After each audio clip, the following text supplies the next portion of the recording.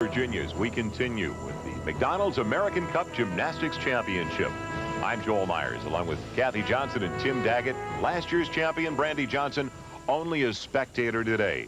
It has been a tough road for her recently. A number of nagging injuries, a lack of conditioning coming into the competition. Failed to advance past the preliminary rounds. Her problems really started, Kathy, on the uneven bars. And this event had proven to be her nemesis in the past. She rarely made mistakes at all last year, but when she did, it was on this event. You'll see the problem right here. She just can't hang on to the bar.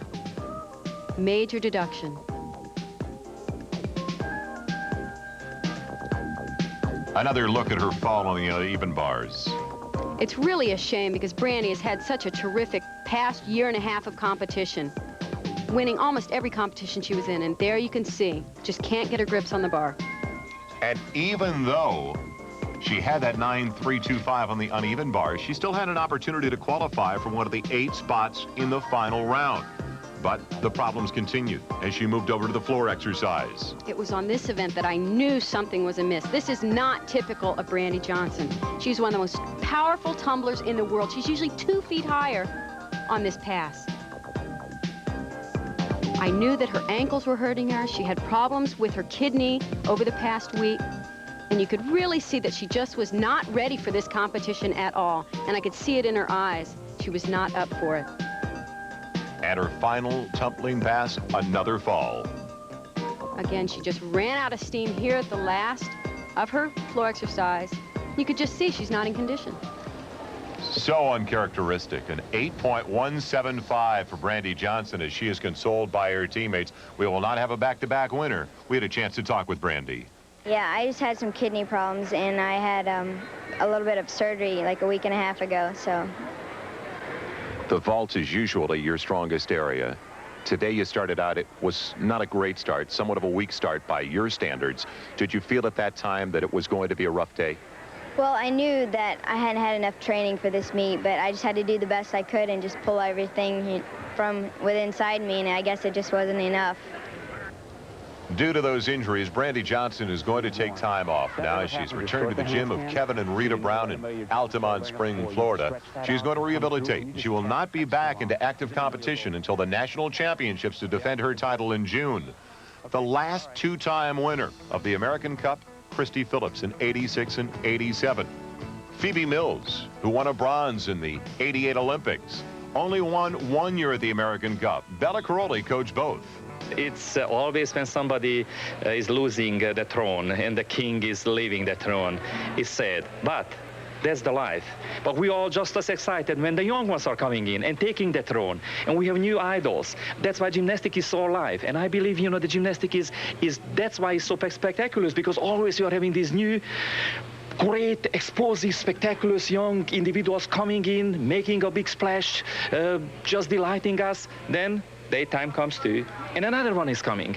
And I believe that's just the big wheel is turning around, the big wheel of the time, and they're just eating up certain old-timers and giving place for the new-timers. Brandy has done more in a year and a half than many gymnasts do in their entire career, including a 7th place all-around finish at the World Championship and a silver medal. Sandy Woolsey now second after the first 2 events in the women's division, moving on to the balance beam. Sandy has been incredibly consistent over the past year of competition. She's not missed a single event so far.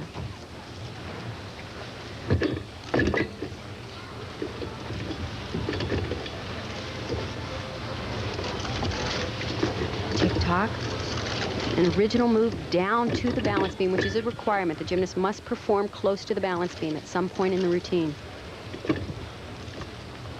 Balance beam, 4 feet off the ground, only 4 inches wide. And believe me, at times it seems a lot thinner than that. Setting up for her most difficult pass, 2 back handsprings to a layout pike somersault, just dead center on the beam. This is the type of performance you want at this point in the competition. Every 1/10 of a point counts. You don't want to give up any slight deductions. She needs a little more amplitude on those leaps. Should show a 180-degree split in all of those leaps. those are just very, very slight deductions here and there. Preparing for her dismount. She does a very difficult round-off back handspring. Oh, and she missed her foot. She wasn't even able to do her normal dismount, which is a double pike dismount. Good try. Good try. Good try. What happened? A little off on one side? Okay. It was nice and fast. It just, you know, when you miss that foot like that, you made the right decision. You can't really keep going when that happens, so it's all right. Good job. I can't believe I did that. Well, I think it was a very smart decision, and you're still alive and going on the floor, so. You could hear her coach talking about a decision to be made. The decision was whether to throw the double back or not. And you could see she misses her foot. The decision was made for her. She couldn't do 2 rotations, so she had to change her dismount and only do a single rotation. It's a major deduction for Sandy. We'll now wait for Sandy Woolsey's score before moving back to that event. So a breakdown for the young lady from Tempe, Arizona, as the judges confer. We'll take a break. Be right back after these messages from your local station. He blew his way out of San Quentin. She kicked some bad habits and